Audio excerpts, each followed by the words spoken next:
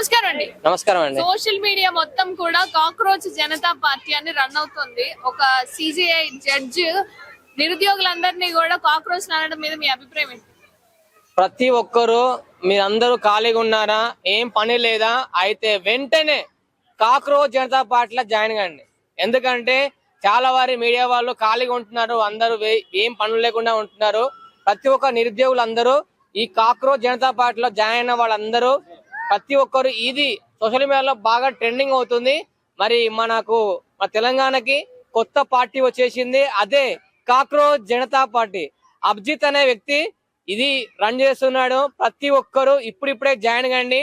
మీకు ఫ్యూచర్ లో ఎమ్మెల్యే సీట్లు కానీ అండ్ పెద్ద పెద్ద సీఎం స్థాయికి వెళ్ళే కూడా ఛాన్స్ ఉంటుంది. జస్ట్ ఒక 1 వీక్ 2 వీక్స్ లో ఇప్పుడు ట్రెండింగ్ అవుతుంది. అన్ని పార్టీలు మర్చిపోయే ఛాన్స్ కూడా వచ్చేస్తుంది.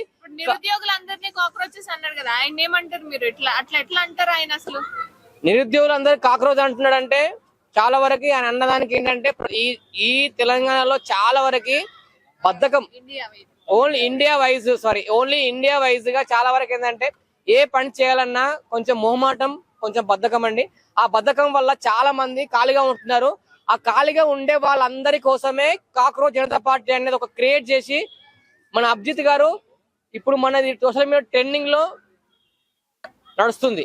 కాబట్టి ప్రతి ఒక్కరు ఇప్పుడు ఈ తొందరగా మీరందరూ కాక్రోచ్ జనతా పార్టీలో జాయిన్ కండి. తర్వాత ఫ్యూచర్ లో ఇది కూడా ఒక ట్రెండింగ్ పార్టీ కాబోతుంది. అంటే జెన్జీ కిడ్స్ అందరు కూడా పేజ్ ని ఫాలో అవుతున్నారు. చాలా మంది ఏమంటున్నారంటే ఇంత మంది పని లేని యూత్ ఉన్నారా సోషల్ మీడియాలో అని చెప్పి కూడా కమెంట్ చేస్తున్నారు. మీరేమో చాలా వరకు ఈ రోజులలో ఏమైతుందంటే ఒకప్పుడు ఒక షార్ట్ ఫిలిం చేసినప్పుడు చూసేవాళ్ళు, లేదా ఒక సినిమా చూసేవాళ్ళు. ఇప్పుడు ఒక థియేటర్కి వెళ్ళి సినిమాలు చూడట్లేదు, ఎందుకంటే ఆ టైం వేస్ట్ అని చెప్పేసి ఓన్లీ సోషల్ మీడియాని ఎక్కువ మొబైల్స్ లో ఓన్లీ రీల్స్ తప్ప మిగతా షార్ట్ ఫిల్మ్స్ కానీ సినిమాలు కానీ తక్కువ చూస్తున్నారు. కాబట్టి చాలా వరకు ఏదైనా ఒక వీడియో అప్లోడ్ చేస్తే జస్ట్ ఒక 1 hour 2 hours లో 1 million 2 million పోతుంది. దీనివల్ల చాలా మంది యాక్టర్స్ అవుతున్నారు. ఎంత ముందుకి టాలెంట్ ఉన్న వాళ్ళు వచ్చేవాళ్ళు, ఇప్పుడు టాలెంట్ అవసరం లేదు, మీ వీడియో వైరల్ అయితే చాలు, మీకు ఫాలోవర్స్ ఉంటే చాలు, మిమ్మల్ని పిలుస్తున్నారు. అలా ఉంది. కాబట్టి ఈ విధంగా దాన్ని బేస్ చేసుకొని మన అభిజిత్ గారు కాక్రోచ్ జనతా పార్టీని స్థాపించాడు. దీని విషయంలో మీరేమంటారు? పబ్లిక్ మీరేమంటారు చెప్పండి, కామెంట్ చేయండి. అభిజిత్ మీద కూడా చాలా మంది వ్యాఖ్యలు చేస్తున్నారు. ఏంటంటే ఆయన బీజేపీ పార్టీని పడేద్దాం అనుకుంటున్నాడు. అండ్ అలానే గతంలో చూసుకుంటే కశ్మీర్ లో జరిగిన కొన్ని దాడుల మీద కూడా ఆయన ట్వీట్ చేసినట్లుగా ఆయన ఆరోపిస్తున్నారు. దాని మీద కానీ ఈ రోజులలో ఎంత ముందుకు ఏమైంది అవన్నీ పట్టించుకోవట్లేదు. ఫస్ట్ ఆఫ్ ఆల్ ఏంటంటే సోషల్ మీడియాలో ఏది నడుస్తుందో అదే ట్రెండింగ్ అవుతుంది. ఇప్పుడు కొత్త పార్టీ పెట్టినని చెప్పేసి అదే ఫీల్ తోటి దాన్ని ట్రోల్ చేసి షేర్ చేసి దాన్ని వైరల్ చేస్తున్నారు.